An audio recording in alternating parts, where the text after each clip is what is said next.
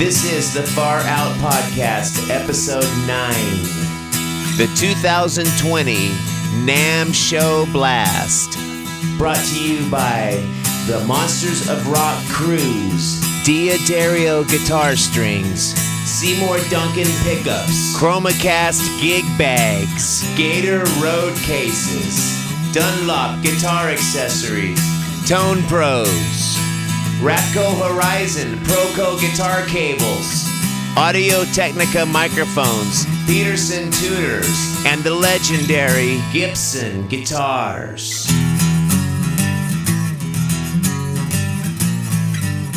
Hey there, everybody!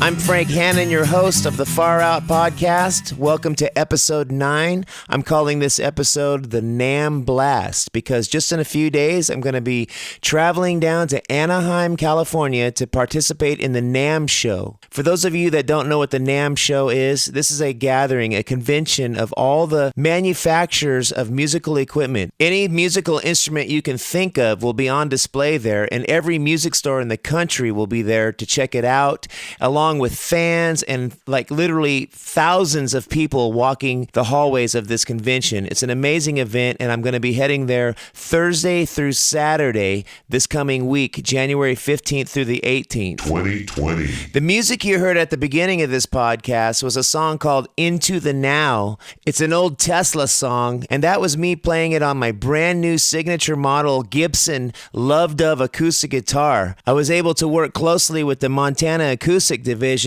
and design a guitar based off my original 70s Gibson Dove acoustic that I recorded What You Give and the Love Song intro on the Times Making Changes video.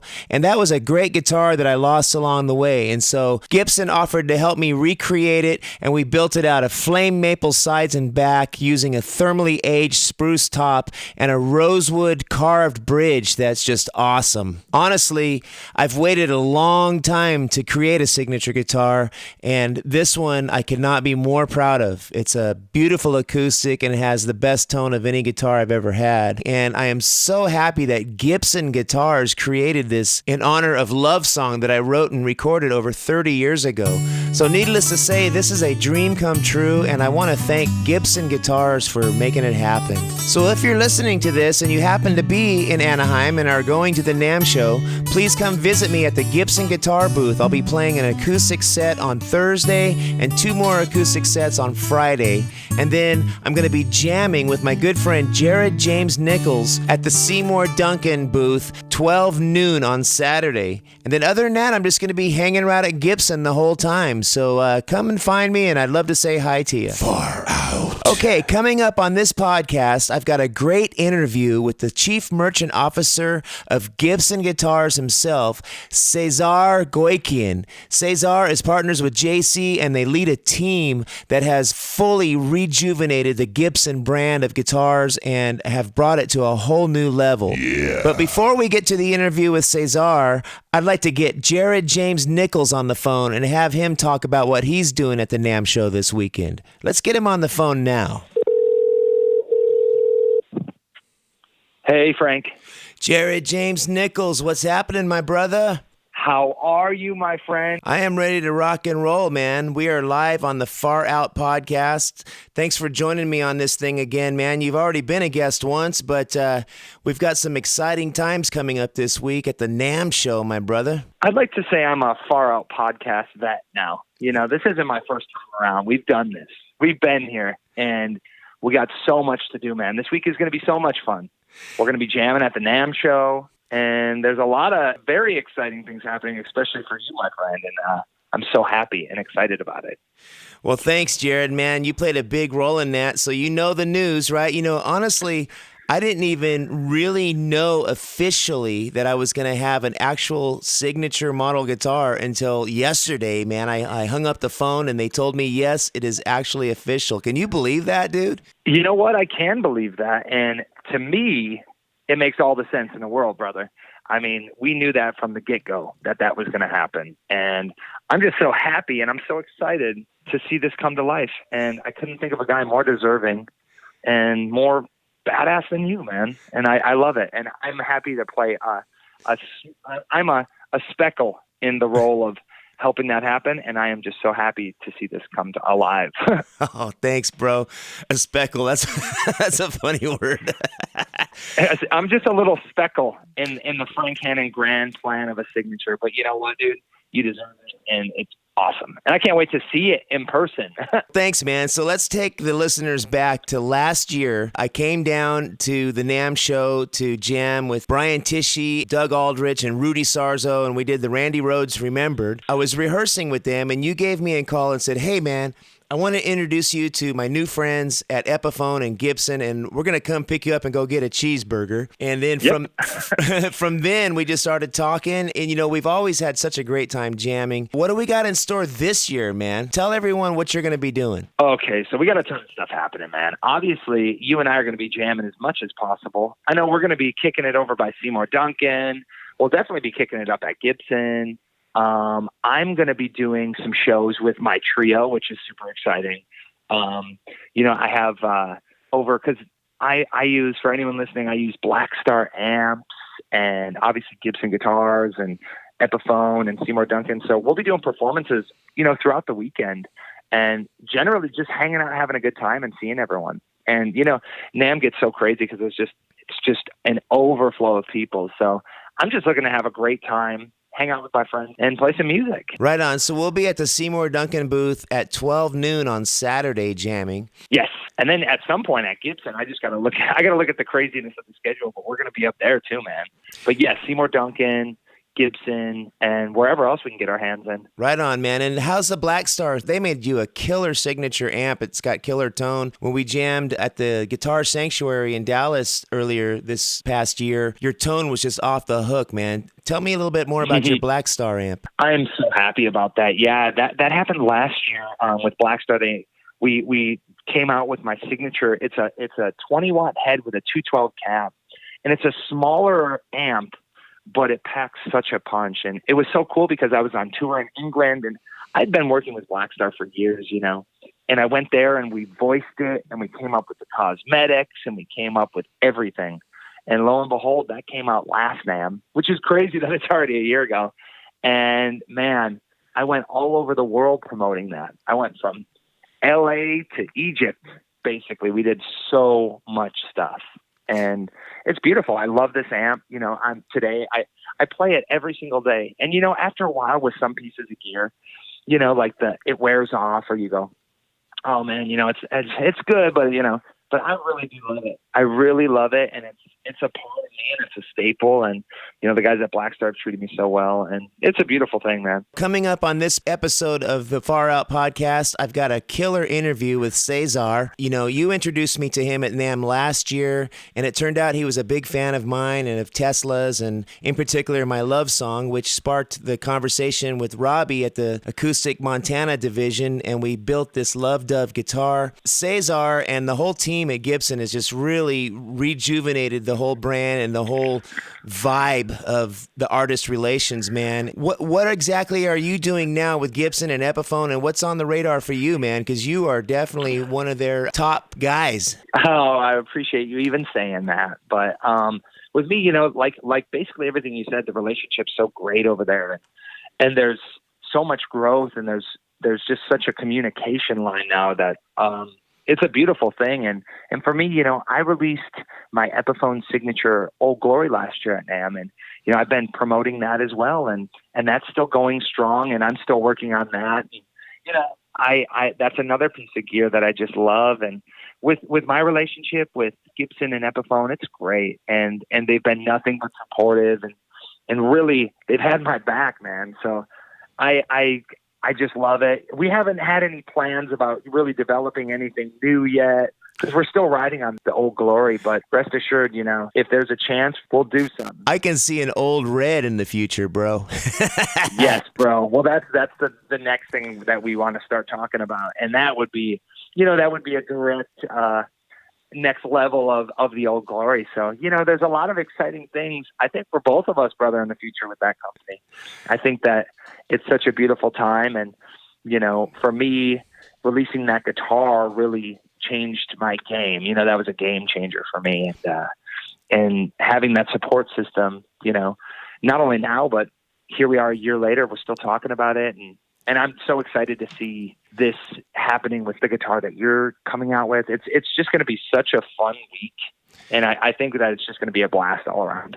Yeah, well, I saw a video of you playing the Old Red the other day, and it made the hair stand up on my arms, man. You were getting this killer sustained tone. For everyone listening, please go to Jared's Instagram page and follow him there and check out all the killer videos, man. I mean, you've really done a great job of doing the Instagram videos and showing people your licks, man. And on this interview coming up with Cesar, you know, he talks about his love for the artist and the relationship, because, you know, he's a musician himself, which is something I found out, man. And that's such a difference when you got guys running a company like Gibson, and they've got music in their blood. Yeah, it really comes into perspective, right? And it's not such a far reach when you can have that relationship with someone directly.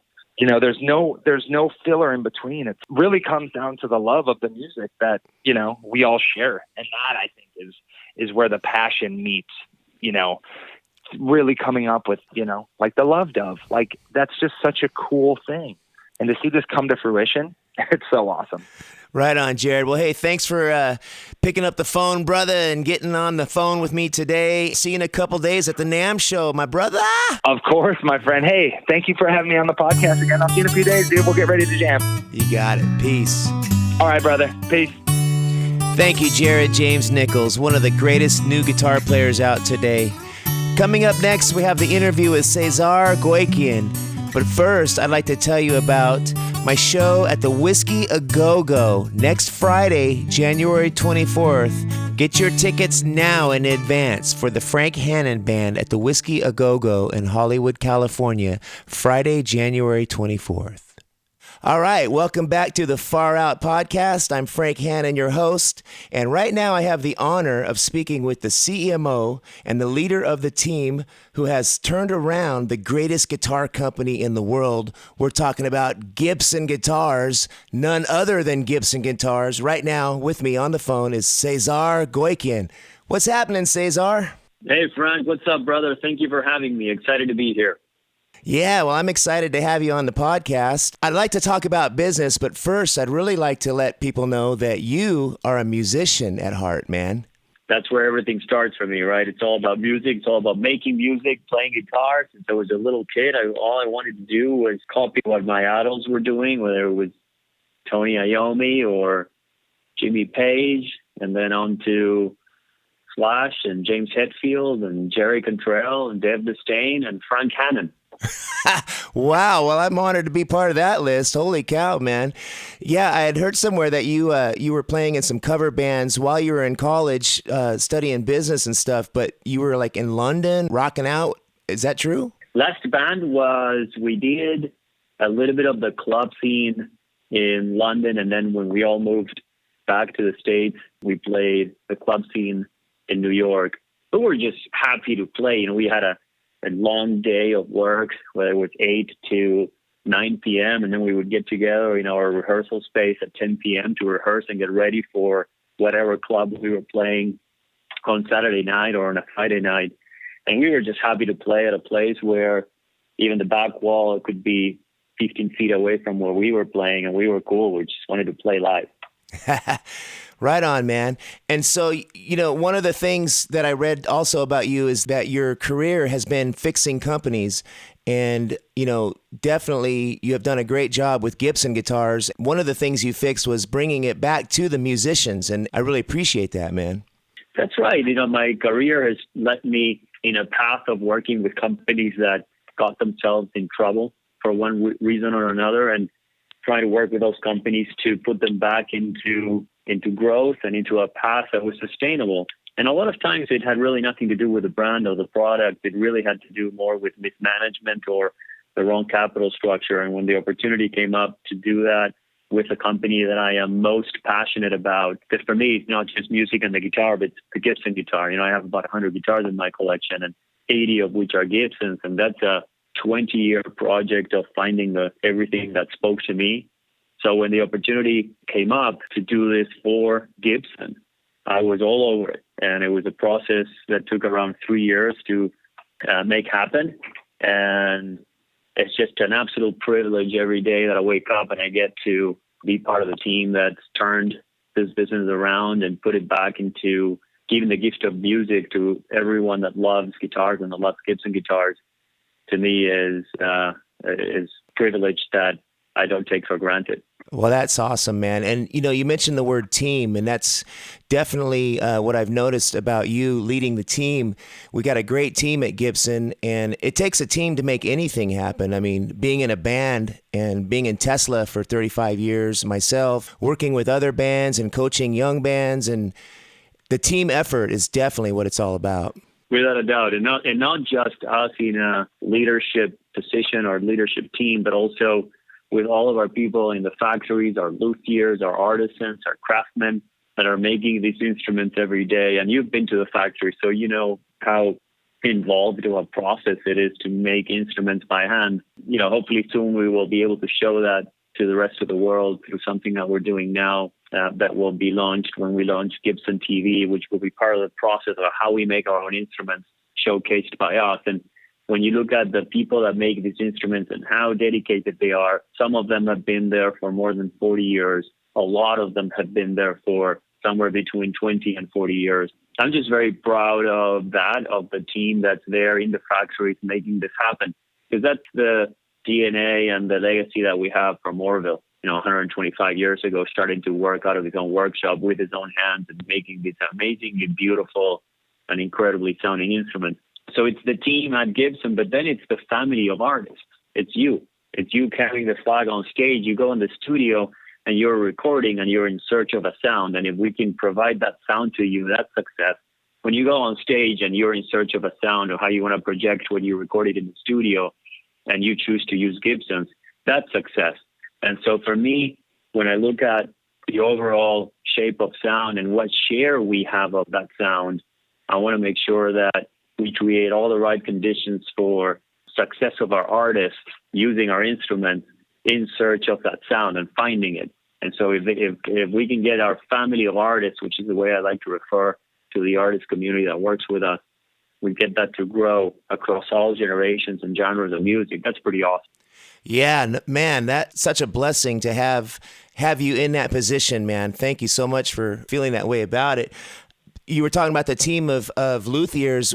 I've been to both factories, both Nashville, the custom shop, and the Montana acoustic factory, and it just blows me away how many hands are working on those guitars, how many hands are touching them. Like there's a lady there, like you said, that's been there for 40 years, and her hands are like just leather from the glue and her muscles, and she bends the shape of the sides of those acoustic guitars by hand. It's amazing how much heart and soul gets put into guitars. That's right, and that's something that I wanted to showcase. I wanted to show the rest of the world, and not just through the lens of other sort of media outlets that come and do factory tours. I wanted to create a real documentary series shot in 4K with real audio that really shows step by step how we make these instruments and how involved of a process it is. And so we're going to launch that soon. It's going to start with our USA main factory, and then season 2 and season 3 will go into the custom shop and Bozeman, Montana, where we make our acoustics. Cool, man. Well, we'll look forward to seeing that. And we're also looking forward to the NAMM show this year. Last year is when I met you at the NAMM show. That was a lot of fun. And, that was fun. That was amazing how quickly you guys put that together, which just goes to show you the teamwork and the leadership of yourself and JC. Tell everybody real quick how rapidly you threw that NAMM show exhibit together and how successful that was. Well, we really didn't have that much time. If you think about it, we started a little bit working here and there during the summer. Once we knew at sort of early last year that we were going to be in a position to take over leadership of the company sometime in the fall, was really November 1. So we didn't have that much time, and it's not like we could call the NAMM guys and say, "Hey guys, we need a little bit more time, so can you postpone it by 3 months?" We had to be there. And it was a drop dead date and a deadline. And so JC and I spent a lot of time thinking about how are we going to do this? And we then very quickly realized it really all starts with our guitars. We need to get our collection organized in a way that it goes back to all the classics that everybody loves and everybody wanted us to go back to and make again, and then have a modern collection that helps us look at how do we innovate, how do we lean into the future, which is probably, it's more about how we make the instruments and what kind of instruments we make and how are they shaped and how are they, playability. And so from my perspective, personally, what I did is I just parked myself in the factories and I collected the team that today is my product development team. And I said, guys, let's go back to our DNA. Let's re-engineer what we made back in the 50s and the 60s. And let's bring those specs back into an original collection. Yeah. And let's go into what our modern collection going to look like. And then in the custom shop, we said, let's raise the bar of historical accurateness and accuracy. And let's go there with how we're going to be focusing on every detail by year of each model in our historic collection. And then let's look at where do we want to take our modern collection. And we did that. That was the way to frame it. We say, let's make sure it all starts with our guitars, because there's no point in focusing on marketing or on any kind of media that we want to make. Let's just go into guitars. Let's make the best guitars that we can make, at least get the prototypes done, and let's just stage them so that we can, after NAMM, make the decision of this is the path forward. And if you think about it, Winter NAMM, yes, we had a big display and Gibson is back, and those were the headlines. But the reason people were saying that is because we showed up with very relevant and compelling guitars. Yeah, no kidding. And showed up in a matter of weeks and put together the best exhibit there. So you're exactly right. The attention to detail now, it's better than ever. And my good friend Greg Golden at Bizarre Guitar in Reno, he's been selling Gibson guitars since 1974. And he told me that the Gibsons that are being made now are absolutely the best. And he has a flame top that he just got in from the custom shop that he put on sale, and it sold in 5 minutes. His buyer was like enamored with the flame top and the woods. The woods you're using now are better than ever. When I visited you in Nashville last year, we were taking a tour of the factory and we were looking at the details on the headstock. And I was impressed at how you noticed one little detail on the shape of the headstock and made that change to make it perfect. That's awesome, man. It's for a guitar. That's right. Guitar collector like us and guitar lovers. I mean, that attention to detail is so important. I'm not a guitar nerd. I'm a guitar guy and I'm a guitar nerd, and every little detail matters. Whether it's the headstock and the size and the shape, or where the logo positioning is, or what kind of tuners we use, or where are we sourcing our wood. We put together an actual wood procurement team with mad scientists now that Gibson didn't have before. So that's why you're noticing now in the quality, in the wood, and how we're grading it and what goes into it. The electronics is the same thing. What kind of potentiometers we're using, the capacitors. I mean, every single thing matters, right? And if you look at those original 58s and 59s and 60s, and then out of every model where it's a Les Paul and SG and Electric Spanish and ES, those details mattered at the time. And we want to make them matter more than ever. Yeah. Well, that's definitely obvious, man, because Gibson is back better than ever, thanks to you and JC and the team. Let's get back to the musicians, man. I have noticed that Gibson is really supportive of the younger generation of musicians, which is awesome. There's so much talent out there. Myself, as a producer and a coach of young musicians here in California, it's great to see the interaction and the new talent that's coming out. Talk about the G3 program that you've got going. The G3 is the new Gibson generation group. That's why we call it the G3.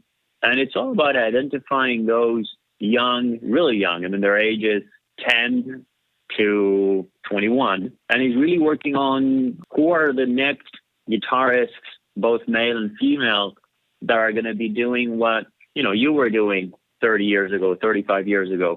Who are those artists that are creating new sounds, that are shaping new sounds, that are using guitars and that are getting really skilled at it? They're committed, they're dedicating the time, and they're actually writing music. And so we're focused on finding the next generation of talent, supporting them, working with them, making them come out to the world and showcasing them to the world, and then following their path, for the next 30 to 40 years. And so we just launched it, as you said, and this is the first year. So we call it the class of 2021 because it's a 2-year program, and we expect them after 2 years that they will graduate out of the G3s and they will become major artists. And so every year we are going to find a group of 15 to 20 G3s that will be the class of that year, and we will be doing a graduation ceremony normally around the summer, and then off they go. Like you have an example of a young kid there called Toby Lee.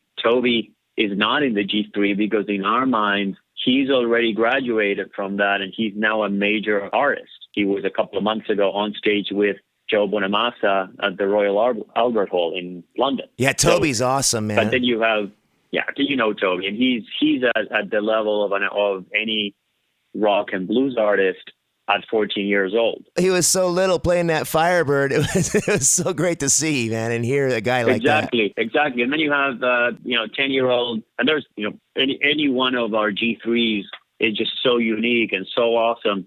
The youngest one is Jaden Tadasuri. He's Australian. He loves SGs like you. And he's this little guy. The guitar is bigger than him. And he's just ripping and playing anything you ask him to play. And that's what it's all about. I mean, I know you get as excited because you text me the picture of your young friend too. When you talk about young artists, it's almost like a passion project for both JC and I and for our entertainment relations team. We really want to make sure that we are supercharging and firing up the next generation of guitarists.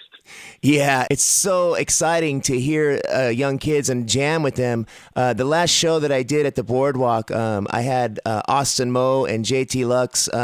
They're both like 19, 20 years old, and they jammed with me, and it just fired me up as an old guy, Yeah. But these kids are really talented. The ones that I've seen in the G3 program, they're not just playing guitars, but they're singing and writing songs, which is really the most important, as well as playing guitar, being able to write songs and sing. And yeah, yesterday we were jamming in the garage. I'm going to send you a video. The other cool thing is these kids are learning and appreciating the classic rock that we love. These guys are jamming on Thin Lizzy tunes, man. The boys are back in town playing all the twin guitar harmonies on their Les Pauls, and it just sounded so good. I had permagrin, man. I was just grinning all day, like, hearing them practice that in my garage over and over and over again. I know. It's just so amazing to see that. I have a 12-year-old Benjamin, 10-year-old Sebastian, and a 6-year-old Leo. And Leo now is playing piano, which is, I think, a great basis for them to move on to playing guitar, which he wants to do. And then my 10-year-old is getting really good at playing guitar, and all he wants to do is play Led Zeppelin and Black Sabbath.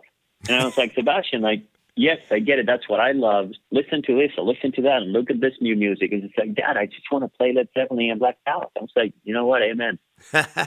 Hey, so for all our listeners out there and the younger generation, how do they audition or how do they meet people from Gibson and get their music to you to check it out? Okay, that's a great question. So I would say stay tuned and monitor Gibson.com. Relatively soon, we're going to be putting up what's going to be the yearbook of our current G3s, and also an online form to apply and submit your videos and provide any information that we need to know about you. All right.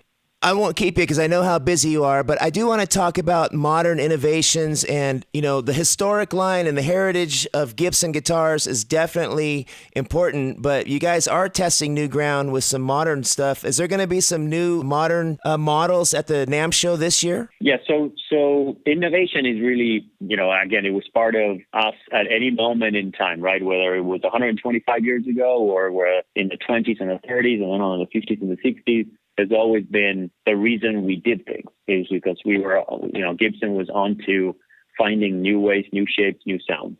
For us right now, it's going to be also about how do we create a modern manufacturing business that is in celebration of craftsmanship and can bring, lower price points into the hands of our fans, made in USA by the same hands that make our original collection, our historic collection, our modern collections. So that's one of our more important focuses is how do we make that happen? Because if we can create those conditions in the factory to make instruments that have different specs in the modern collection that we can give access to our fans for lower price points, and we're in search for that. So yes, you're going to see a new Les Paul special in a modern collection that we're really focused on right now. That's going to launch at NAMM. That will be at a really interesting entry point. And we're doing the same thing with acoustics. You saw what we started with a G45 that has gained a lot of traction. We just can't make enough of them. Yeah, that's a great guitar. Right. And then we're going to be showing a couple of custom color things and things like that into modern collection as well, applications. Cool, man. Any possibility of putting a Floyd Rose on an SG? That's kind of like my new thing, man. I've been going crazy with the Floyd Rose on my new song, Southside, and I've rediscovered the whammy bar on a different level, man. So I might hit you up about that. You do custom order stuff. I know that. So let's tell everyone about the custom order stuff. Yeah, the custom orders right now work in partnership with our dealers, and for the most part, right? I mean, you as an artist, you have access to working with us directly. But yeah, going forward, well, today you can place a custom order. You just go to your dealer and you design, your dream guitar, and we make it for you. Going forward, we're also going to focus on making that experience something that we can offer to all of our fans. And those are normally made in the custom shop. And now the next level will be, how do we make that easy? How do we provide that in a digital way that makes it easy for you to configure your own? That's awesome. Well, Cesar, I want to thank you so much for bringing Gibson back to the artist and taking it to a new level of greatness. And I want to thank the team and everyone at Gibson. Thanks for being on the Far Out podcast, man. I really appreciate it. Thank you for having me, Frank. Always a pleasure, man. This has been the Far Out podcast, episode 9, the NAMM Show Blast. Be sure to get your advance tickets to the Frank Hannon Band show at the Whiskey A Go-Go in Hollywood, California, Friday, January 24th. We'll see you there.